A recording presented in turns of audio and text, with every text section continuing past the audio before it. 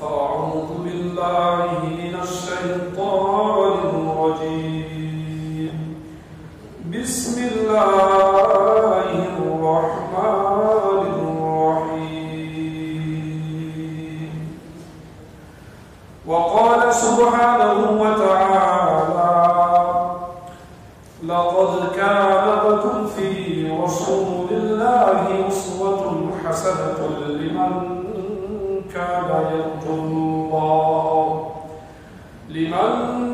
كان يرجو الله واليوم الآخر وذكر الله كثيرا وقال سيدنا صلى الله عليه وسلم من تمسك بسنتي عند فساد أمتي فله أجر 100 شهيد أو كما قال عليه الصلاة والسلام أمر شكركم لإبراهيم قل اللهم صل على محمد وعلى آل محمد كما صليت على إبراهيم وعلى آل إبراهيم إنك حميد مجيد اللهم بارك على محمد وعلى آل محمد كما باركت على إبراهيم وعلى آل إبراهيم إنك حميد مجيد প্রিয় মুসলমান সন্তান আল্লাহ পাকের দরবারে অসংখ্য তারিফ ও সুজুদ যিনি আমাদের সকলের হায়াতকে দীর্ঘায়িত করে আল্লাহ পাককে সিজদা করার নিমিত্তে পরকালের কথা স্বীকার করে স্মরণ করে আল্লাহ পাকের ঘরে উপস্থিত হওয়ার হাজিরা দেওয়ার তৌফিক দান করেছে এজন্য আমরা সকলেই বলি আলহামদুলিল্লাহ। নবীজির প্রতি অসংখ্য দরুদ ও সালাম নাযিল হোক। যেই নবীজির জীবনীতে যেই নবীজির জীবন ইতিহাসে প্রত্যেকটা মানুষের জন্য শিক্ষা নিহিত হয়েছে এজন্য আমরা সকলেই বলি সাল্লাল্লাহু আলাইহি ওয়াসাল্লাম। প্রিয় মুসলিম সমাজ মিলাদুন নবী থেকে আলোচনা আমাদের চলমান। গত জুমায় আমরা নবীজির তরুণ বয়স নিয়ে আলোচনা করেছিলাম, তারপরে কিছু অংশ হয়ে গিয়েছে। বাকি আজকে নবীজির তরুণ বয়সের নবীজির জীবনী থেকে আমাদের জীবনে আমরা কি শিক্ষা পেতে পারি, নবীজির তরুণ বয়সে তার তরুণ বয়স কিভাবে তিনি পাড়ি দিয়েছেন এই বিষয়ে নিয়ে আজকে আলোচনা হবে। আল্লাহ পাক রব্বুল আলামিন সূরা আহজাবের মধ্যে যে আয়াতটি আমি খুতবায় পড়েছি আল্লাহ পাক জানিয়ে দিয়েছেন সূরা আহজাবের 21 নম্বর আয়াতের মধ্যে লাকাদ কানা লাকুম, লাকাদ শব্দের অর্থ বোঝানো হয় অবশ্যই, কানা লাকুম তোমাদের জন্য অর্থাৎ পৃথিবীর সমস্ত মানুষদের জন্য, ফি রাসূলিল্লাহি আল্লাহর রাসূলের মাঝে। এখানে রাসূলের উদ্দেশ্য নবীজি মুহাম্মদ রাসূলুল্লাহ, ফি রাসূলিল্লাহ আল্লাহর রাসূল মুহাম্মদ রাসূলুল্লাহ সাল্লাল্লাহু আলাইহি ওয়াসাল্লামের মাঝে উসওয়াতুন হাসানাহ, উসওয়াতুন অর্থ আদর্শ, মডেল, হাসানা অর্থ উত্তম, উসওয়াতুন হাসানাহ উত্তম আদর্শ হয়েছে। এই আয়াতের মধ্যে আল্লাহ জানিয়ে দিয়েছেন নবীজি মুহাম্মদ রাসূলুল্লাহ সাল্লাল্লাহু আলাইহি ওয়াসাল্লামের মধ্যে নবীজির জীবনীতে তোমাদের পৃথিবীর প্রত্যেকটা মানুষের জন্য, ধনী গরিব উঁচু নিচু চাকরিজীবী পেশাজীবী ব্যবসায়ী প্রত্যেকটা সেক্টরের মানুষের জন্য নবীজির মধ্যে নবীজি মুহাম্মদ রাসূলুল্লাহ সাল্লাল্লাহু আলাইহি ওয়াসাল্লামের চরিত্রে তার জীবনীতে উসওয়াতুন হাসানাহ কি রয়েছে, উত্তম আদর্শ রয়েছে। লিমান কানা ইয়ারজুল্লাহ ওয়াল ইয়াওমাল আখির ওয়া যাকারাল্লাহা কাসীরা। এই আদর্শ তো পৃথিবীর সমস্ত মানুষ মেনে নিবে না, যারা অমুসলিম, যারা বেঈমান, যারা বেঈমান, তারা নবীজির উত্তম আদর্শ গ্রহণ করবে না। আল্লাহ জানেন, এজন্য আল্লাহ বলেছেন লিমান কানা ইয়ারজুল্লাহ, পৃথিবীর মানুষদের মধ্যে হতে যারা আল্লাহর প্রতি আশা রাখে, ওয়াল ইয়াউমাল আখির, এবং পরকালের প্রতি আশা রাখে তথা পরকালকে বিশ্বাস করে, পুনরুত্থান দিবসকে বিশ্বাস করে, ওয়া যাকারাল্লাহ কাসীরা, এবং যারা আল্লাহ পাককে অধিক স্মরণ করে। যাদের মধ্যে তিনটি গুণ রয়েছে, যারা আল্লাহ পাককে বিশ্বাস করে, পরকালকে বিশ্বাস করে, এবং যারা আল্লাহ পাককে অধিকারে স্মরণ করে, যাদের মধ্যে তিনটি গুণ আছে, এই তিন গুণ মানুষের জন্য আমার নবীজি মুহাম্মদ সাল্লাল্লাহু আলাইহি ওয়াসাল্লামের মাঝে উত্তম আদর্শ রয়েছে। সকলে বলি সুবহানাল্লাহ।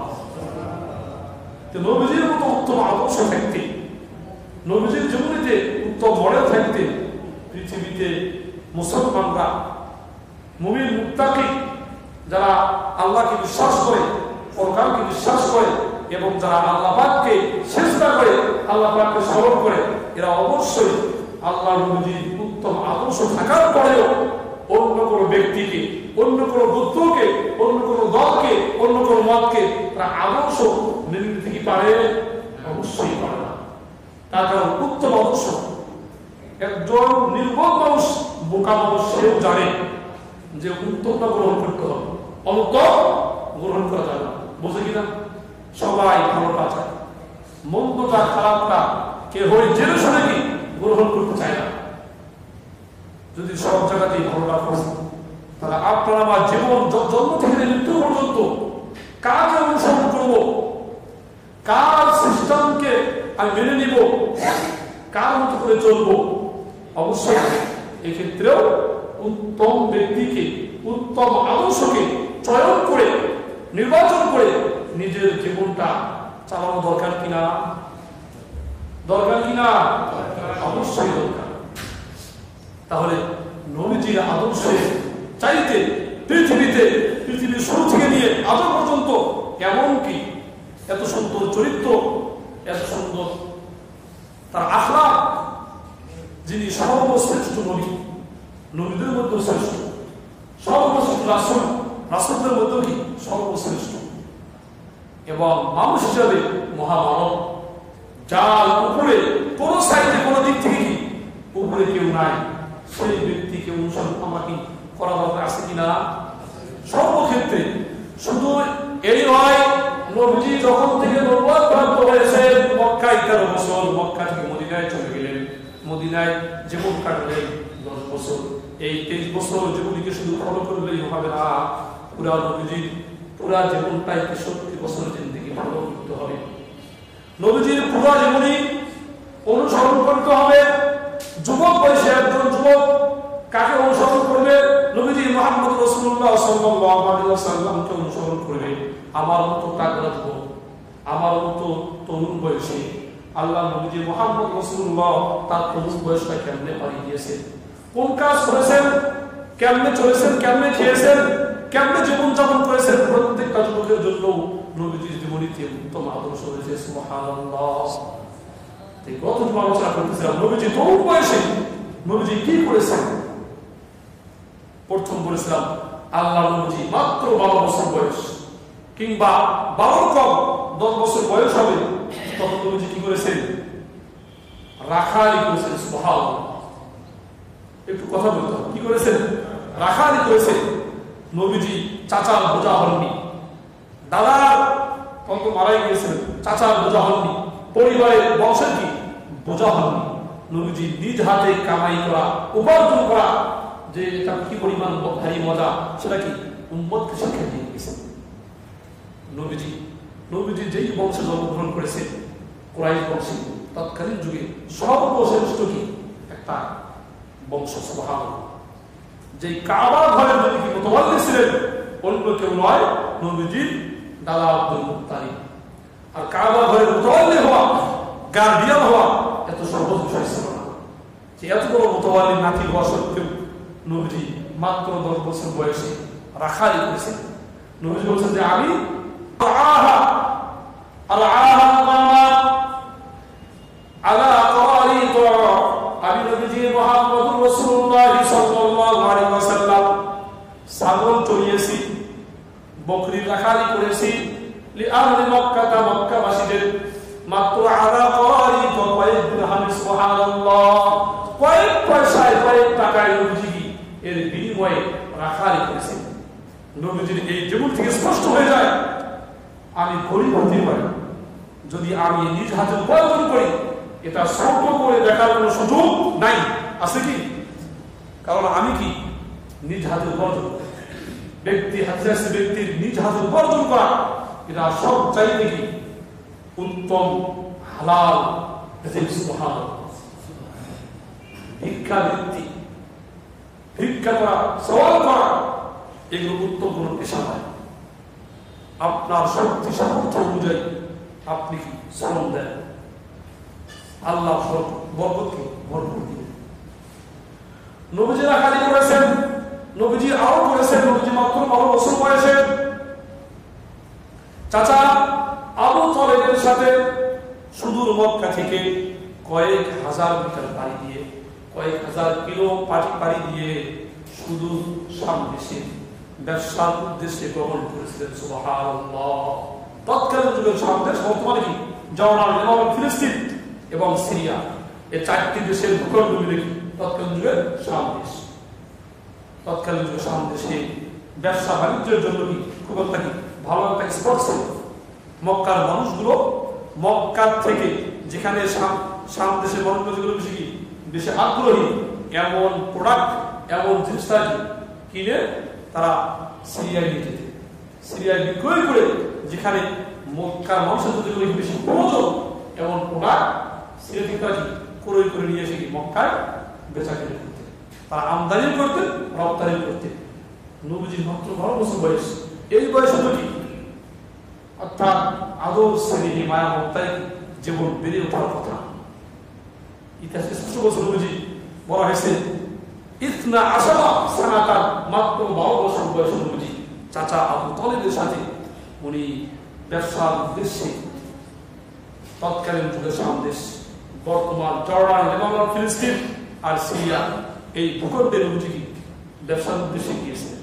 কেন গেলেন? ইসলাম ধর্মে ব্যবসা এটা অনেক বড় একটা বরকতময় পেশা। সুবহানাল্লাহ। গত জুমায় বলেছিলাম যে আল্লাহ রাব্বুল আলামিন 10 ভাগের বরকত 9 ভাগ কোথায় রেখেছেন? ব্যবসা বাণিজ্যের মধ্যে।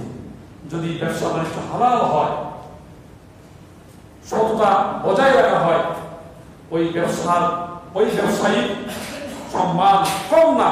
নবীজি বলেছেন আত-তাজিরু সাদুকুল আমিনু মা'আন নাবিয়্যিনা ওয়াস সিদ্দীকিনা ওয়াশ শুহাদা'i ওয়াল কিয়ামা। যারা সত্যিকার অর্থে যারা আমিন হবে, সত্যবাদী ব্যবসায়ী হবে, আত-তাজিরু সাদুকু সত্যবাদী, যারা আমানতদার হবে, কিয়ামতের ময়দানে এই ব্যবসায়ীরা ব্যবসা করেও মা'আন নাবিয়্যিনা নবীদের সাথে, ওয়াস সিদ্দীকিন এবং সত্যবাদীদের সাথে, ওয়াশ শুহাদা যারা আল্লাহ পাকের দ্বীন উন্নয়ন করতে গিয়ে, দ্বীনকে বুলন্দ করতে গিয়ে দ্বীনের রাস্তায় শহীদ হয়ে গিয়েছে, এদের সাথেও তারা কিয়ামতের ময়দানে হাসর নাসর করার সৌভাগ্য লাভ করবে। সুবহানাল্লাহ। ব্যবসায়ী হয়েও এত বড় মর্যাদা, কত বড় মর্যাদা। কিন্তু দুঃখের বিষয় আমাদের ব্যবসায়ীরা শুধু অর্থ উপার্জন কেমনে জমানো যায়, কেমনে ঠকানো যায়, এই চিন্তা মাথায় ঘুরপাক খায়।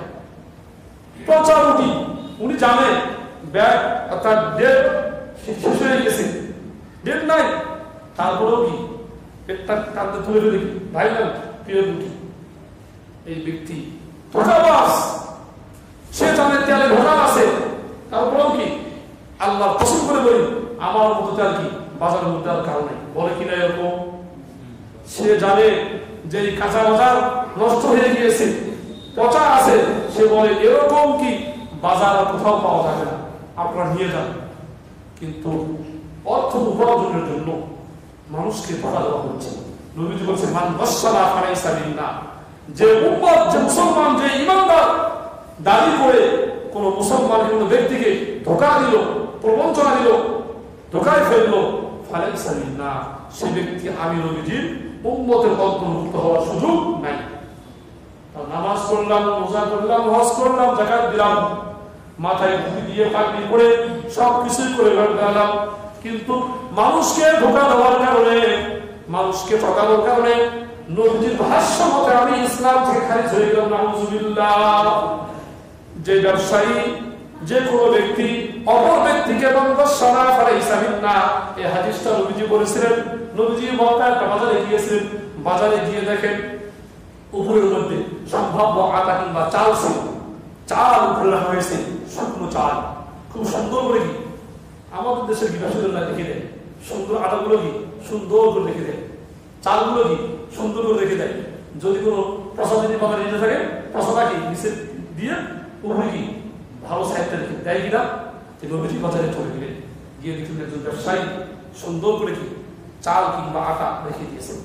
নবীজি নিচে হাত দিলেন, দেখলেন কি ভিতরে ভিজা, ভিজে দেখে নবীজি তো হাদিসটা বললেন, মান ওয়াসসারা ফালাইসা মিন্না, যেই উম্মত, যেই ব্যক্তি, যেই মুসলমান কোন মুসলমানকে ধোঁকা দেওয়ার জন্য, কোন ব্যক্তিকে ধোঁকা দেওয়ার জন্য সে ধোঁকার রাস্তা গ্রহণ করবে, প্রবঞ্চনার রাস্তা গ্রহণ করবে, মানুষকে ঠকানোর নিয়তে এরকম কোন অবৈধ পন্থা অবলম্বন করবে, ফালাইসা মিন্না, সে ব্যক্তি আমি নবীজির উম্মতের অন্তর্ভুক্ত হবে না।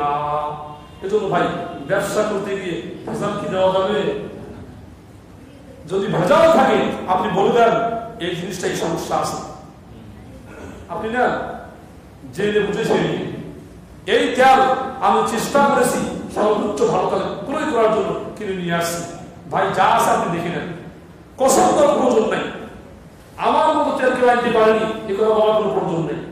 আপনার বাজার আপনি বাজারে নিয়ে গিয়েছেন, ভাই আপনি আমি আরো থেকে চেষ্টা করেছি সর্বোচ্চ ভালোটা কেনার জন্য, আমি নিয়ে আসছি, আমার কাছে ভালো মনে হয়, আপনি দেখে নেন। সুন্দর কোন ব্যক্তি দেখার পর যদি বাড়িতে নিয়ে গিয়ে পচনা পেয়ে যায়, সে আপনাকে দোষারোপ করবে না, আপনি কি হবেন না ধোঁকাবাজ প্রবঞ্চনাকারী, আপনি হবেন না, আপনি ঘুরে থেকে ব্যস্ত করবেন। এমন সব ব্যবসায়ী ক্ষেত্রে নবীজি বলেছেন, আত্তাজিরু সাদুকুল আমিনু, যেই সত্য ব্যবসায়ী, যেই আমানতদারী ব্যবসায়ী হবে, মান নাবিয়িনা ওয়াস সিদ্দিকিনা ওয়াস শুহাদা, ওই ব্যবসায়ী ব্যবসা করেও কিয়ামতের ময়দানে নবীর গণের সাথে এবং সত্যবাদীদের সাথে এবং শহীদদের সাথে সে হাসর নাসর করার সৌভাগ্য লাভ করবে। সুবহানাল্লাহ। সিদ্দিকিনরা নিশ্চিত জান্নাতি, সুবহানাল্লাহ। তারা শহীদ, এরা কি জান্নাতি। যারা নবীগণ এরা কি জান্নাতি না? জান্নাতি মানুষ আসলে কি ব্যবসায়ীরা যদি হাসন নাসন করার সৌভাগ্য লাভ করে, এর চাঁদে সৌভাগ্যবান ব্যক্তি আর কি হইতে পারে। এই জন্য আসুন নবীজি ব্যবসা করেছেন। নবীজি ব্যবসা কেমন করেছেন? যখন নবীজি ব্যবসা করেছেন, নবীজির মতো সত্যবাদী ব্যবসায়ী, নবীজির মতো শ্রেষ্ঠ ব্যবসায়ী, নবীজির মতো আদর্শবান ব্যবসায়ী মক্কার মধ্যে আর দ্বিতীয় কাউকে খুঁজে পাওয়া যাইত না। তাই তো আমাদের খাদিজা পাগল হয়ে গিয়েছে, ওই যুবকের মতো দরকার, আমার ব্যবসার ভাগ দায়িত্ব তাকে আমি দিয়ে দেবো। নবীজিও কি সাদরে গ্রহণ করেছেন, করার পরে নবীজি গ্রহণ করার পরে সে এতটাই নবীজির প্রতি তার আত্মবিশ্বাস, আত্মমর্যাদা, নবীজির প্রতি তার ভালোবাসা, তার মহব্বত এতটাই বৃদ্ধি হয়ে গিয়েছিল, 40 বছর বয়সেও তার যারা যুবক 21 কিংবা 25 বছরের একজন যুবককে বিবাহের প্রস্তাব দিয়েছে। কি পরিমাণ একজন বয়োজ্যেষ্ঠ মানুষ, 40 বছরের একজন নারী, বিধবা নারী, তাও 2টি ঘর করে আসছে। কয়েকটি ঘর? 2টি ঘর করে আসার পরেও কি সে নবীজির প্রতি, নবীজির সুন্দর আচরণ, নবীজির সুন্দর আখলাক, চরিত্রে মুগ্ধ হয়ে লজ্জা করেনি, সে অন্যদিকে ভূক্ষেপ করেনি, নবীজি আমার দরকার প্রস্তাব দিয়েছেন। এই জন্য ভাই আমাদের তরুণ যুবকদেরকে নবীজির মতো সত্যবাদী, নবীজির মতো আমানতদার, নবীজির মতো কি বিশ্বাসী হতে হবে। শুধু তাই নয়, আল্লাহ নবীজি মুহাম্মদ রাসূলুল্লাহ সাল্লাল্লাহু আলাইহি ওয়াসাল্লাম তরুণ বয়সে কি পরিমাণ আমানতদার ছিলেন একটা হাদিস থেকে স্পষ্ট হয়ে যায়।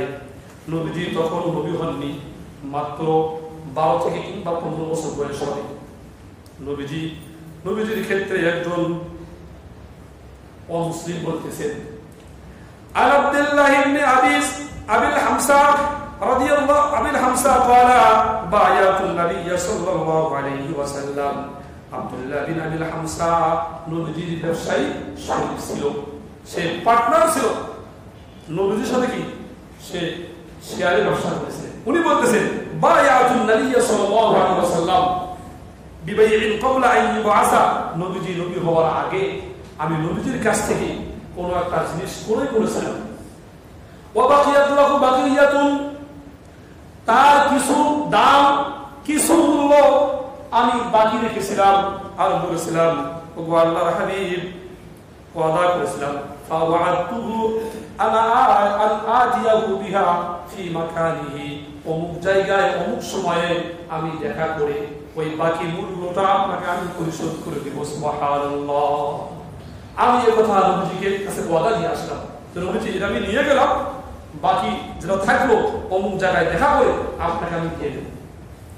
সময় মতো ইনি বলতেছেন ফানাসিতু, আমি যে ওয়াদা করে আসলাম অমুক জায়গায় গিয়ে অমুক সময় নবীজিকে টাকা দেব, ফানাসিতু আমি হঠাৎ করে ভুলে গেলাম, আমার স্মরণ নাই। এরপরে ফাযাকারতু বা'দা সালাসিন, 3 দিন অতিবাহিত হওয়ার পরে আমার স্মরণ হলো আমি তো মুহাম্মদকে বলে আসছি অমুক জায়গাতে গিয়ে আপনার তার পাওনা টাকা আমি দিয়ে আসবো।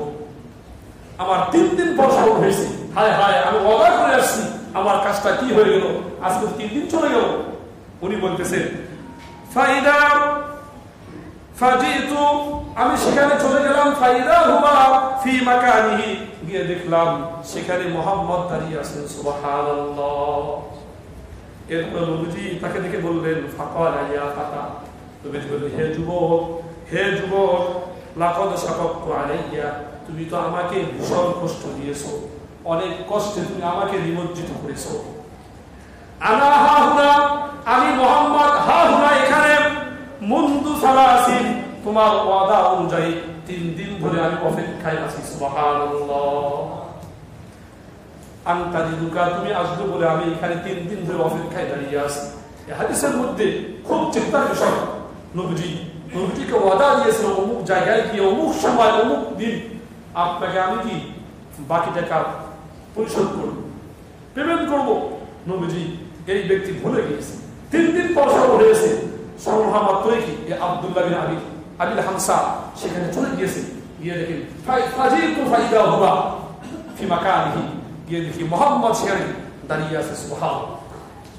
চিন্তার বিষয়, নবীজি 3 দিন অপেক্ষা করার পরেও ওই যুবককে কান বন্ধ করে চড় দেননি, লাঠি মারেননি, তার উপর চড়াও হননি, শুধু শাকাকতা ইয়া ফাতা, হে যুবক তুমি তো আমাকে কষ্ট দিলে, আমি তো এই জায়গাতে 3 দিন ধরে আন্তাজিরুকা তোমার অপেক্ষায় আমি দাঁড়িয়ে আছি।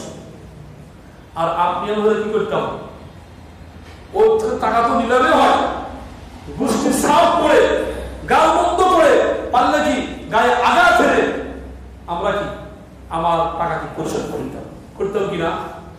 এটা কিন্তু নবীর আদর্শ নয়, নবীর আদর্শ নয়। ফানাসিতু, ব্যক্তি ভুলে গিয়েছে, মানুষ ভুলে গেলে, ভুল করলে এখানে আর কোনো করার কিছু থাকে না। যদি সে বাস্তবে ভুলে যায় থাকে, আর যদি ভুলের ভান হয় অবশ্যই কি তার সে বড় অপরাধী। নবীজি কোনো কাম বন্ধ করেনি, নবীজি টাকা কি করেন, নবীজি ওয়াদা মতো অঙ্গীকার মোতাবেক জায়গায় গিয়ে উপস্থিত ছিলেন। আর আপনি আমি ভাই দেখা করবো 3 রাস্তার মোড়ে অমুক সময়, 3 দিন গত হয়ে যায়, আপনাকে আর খুঁজে পাওয়া যায় না। ভাই আপনি কোথায়? আমি খুব ব্যস্ত আছি তো আমি যেতে পারতেছি না। আপনি বলেন আপনার ওয়াদা অনুযায়ী আপনার এই কথার কি কোনো মিল আছে? তা আপনি কেন বললেন অমুক সময় দেখা করবো সেখানে? আপনি তখন বলতেন যে আমি খুব ব্যস্ত মানুষ, আমি আসতে পারবো না, আমি সময় হলে আসবো, আপনার দেখে নিব। এটা ইমানদারি কথা।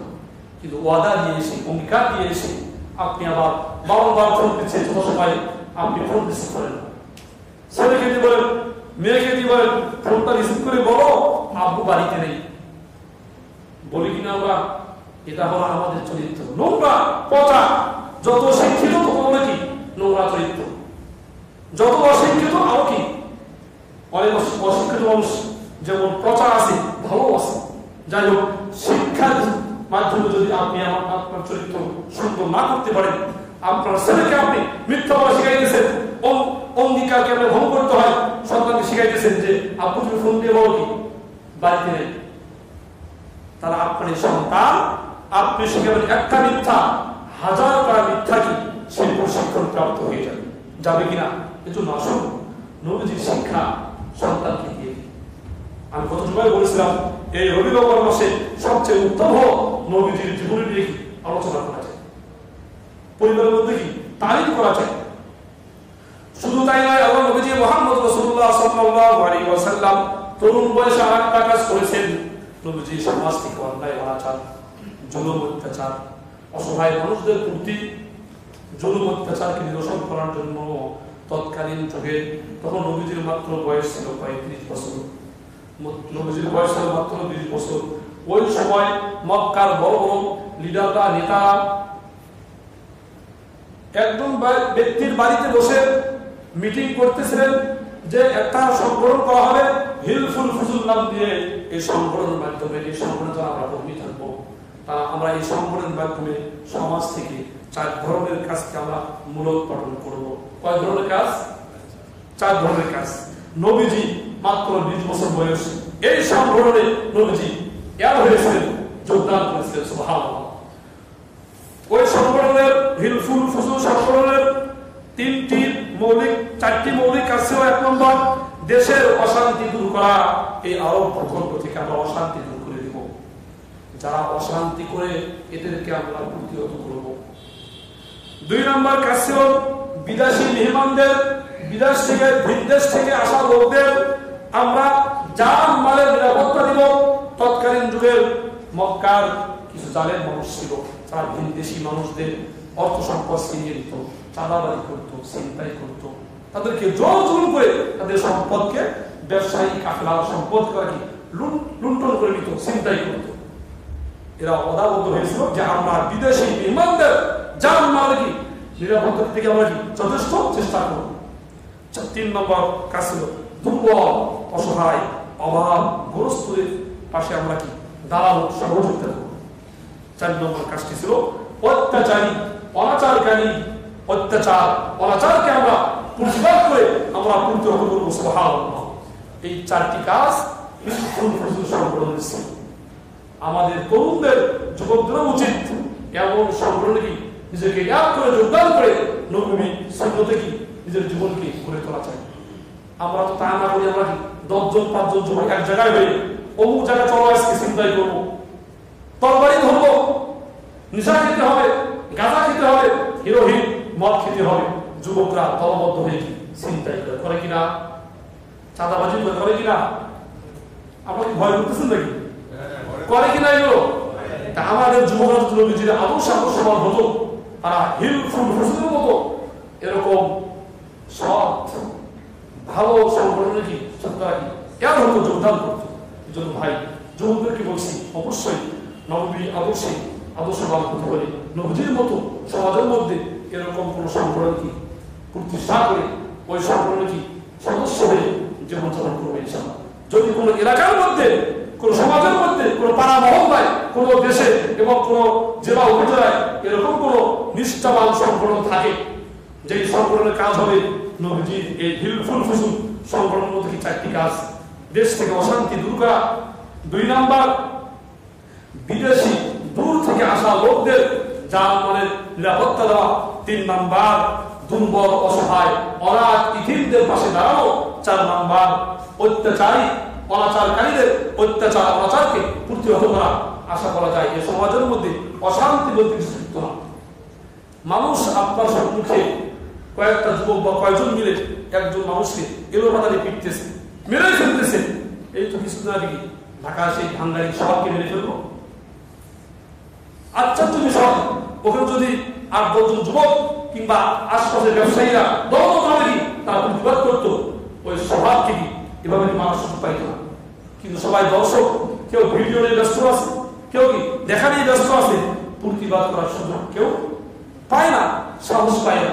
যার কারণে কি এই সোহাগের মতো হাজারো ভাঙ্গারি জীবন চলে যাচ্ছে, তারা মাজলুম হয়ে বিদায় নিয়ে যাচ্ছে। এই মাজলুমের পাশে জালেমের বিপক্ষে দাঁড়ানোর যদি সৎ সাহস আমাদের মধ্যে নেই, কিয়ামতের ময়দানে আপনি কি উত্তর দেবেন আমার কাছে? জালেমদের বিপক্ষে মাজলুমের পক্ষে দাঁড়ানো, এটা নবীজির আদর্শ, নবীজির সুন্নাহ। এটা অন্যতম একটা নবীজির কি একটা আদর্শ। কিন্তু আপনি আমি ভিডিও আপলোড করলাম ফেসবুকে আর ইউটিউবে টাকা কামানোর ফিকিরে, আবার কেউ দেখলাম যদি আমি কথা বলি আমাকে তো ধরে ফেলে। কেন আপনি একা জানেন? কেন আপনার ব্যবসায়ী সংগঠন নাই? ব্যবসায়ী 10 জন যুবক হুঙ্কার দিলে পালাইতে বাধ্য হবে। 10টা যুবক অন্যায় করতে কথা বললে অন্যায়কারী জানেন কি একদম নিথর হয়ে নিস্তব্ধ হয়ে কি মুক্ত হয়ে পড়ে যাবে, কথা বলা সাহস পাবে না। জন্য আসুন নবীজির জীবনী থেকে আমাদের যুবকদেরকে শিক্ষা গ্রহণ করতে হবে। আমরা এরকম হিলফুল ফাজল, এরকম সুন্দর নাম দিয়ে এমন সংগঠন করি। এই সংগঠন থেকে আমরা জেনাকারকে, ব্যবসাকারীদেরকে, নারীদেরকে, পিটিংকারীদেরকে প্রতিহত করবো। যারা চাঁদাবাজি করবে, অন্যায় করবে, ছিনতাই করবে, এদের পক্ষে দাঁড়িয়ে যাবো আমরা। মোট কথা জালেমদের বিপক্ষে, মাজলুমের পক্ষে দাঁড়িয়ে যাবো। অবশ্যই সমাজ থেকে আজকে অনেক মানুষ এরকম আছে, নিজের কাগজ, নিজের জমি, নিজের সবকিছু, কিন্তু বিপক্ষীয় দলের দাপটে জমির পাশে দাঁড়াইতে পারে না, কথা বলতে পারে না। আর সমাজের মানুষ কিছু আছে, এদেরকে মিটিংয়ে ডাকলে এরা কি দুই পক্ষে খেয়ে কি ফলাফল জেল করে দিয়ে আসে। ভাই অবশ্যই ঠিক আছে, আমাদের উচিত হবে যে সমাজের মাজলুমের পক্ষে আর জালেমের পক্ষে দাঁড়িয়ে যে কোনো সমস্যার সমাধান করা যায়। আল্লাহ আমাদের সকলকে নবীজির সুন্নাহ থেকে, নবীজির আদর্শ থেকে শিক্ষা গ্রহণ করে জীবনকে